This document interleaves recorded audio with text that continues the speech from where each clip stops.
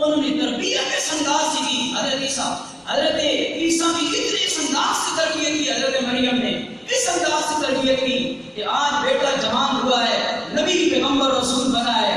جس ماں نے بچپن میں حضرت عیسیٰ کو عبادت کا شوق اور ذوق دیا تھا, آج وہ عیسیٰ اپنی ماں کو لے کر اللہ کی عبادت کے لیے جا رہا ہے.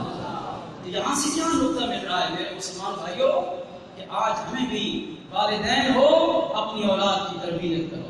آج سب سے بڑا جو ظلم معاشرے میں ہو رہا ہے وہ یہ ہو رہا ہے, قتل و غارت کی دہشت گردی ہو رہی ہے, قتل و غارت ہو رہی ہے, کرپشن ہو رہی ہے, حکمران ظلم کر رہے ہیں. میں نے کہا کوئی نہیں ہو رہا. سب سے بڑا جو معاشرے میں ظلم ہو رہا ہے, آپ شاید اتفاق نہ کریں لیکن سننے کے بعد شاید کچھ لوگ اتفاق کریں گے کہ سب سے بڑا اس معاشرے میں جو ظلم ہو رہا ہے وہ سب سے بڑا ظلم اس وقت ہمارے معاشرے میں والدین اولاد کے ساتھ اور پھر اولاد جوان ہو کر اپنے والدین کے ساتھ کر رہی ہے.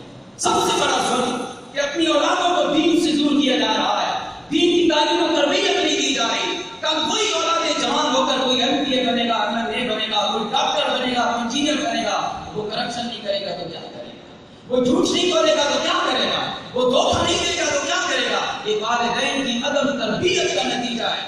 آج جس بچی کے سر پہ ماں دوپٹہ دے گی, کل وہ معاشرے میں ہزاروں مردوں کے درمیان بھی دوپٹہ سر سے اترنے نہیں دے گی. جس کو بچپن میں ماں نے دوپٹہ کرنا نہیں سکھایا وہ بڑے ہو کر بھی نہیں. علامہ صاحب پیارے تھے, جناب والدین انتہائی شرم و حیا کی مالکہ تھی. جناب محترم حاجی محمد عارف صاحب کی بھانجی محترمہ بائی صاحبہ انتہائی کردار پاکدار شرم و حیا والی تھی. ہماری پہلے مائنہ اسی طرح شرم و حیا والی تھی. وہ گھروں میں بھی اپنے سروں سے دوپٹے نہیں اترنے دیتی تھی.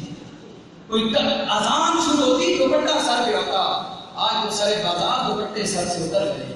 اللہ سامعین جی کا میرے نبی کریم کے غلام حضرت عیسیٰ نے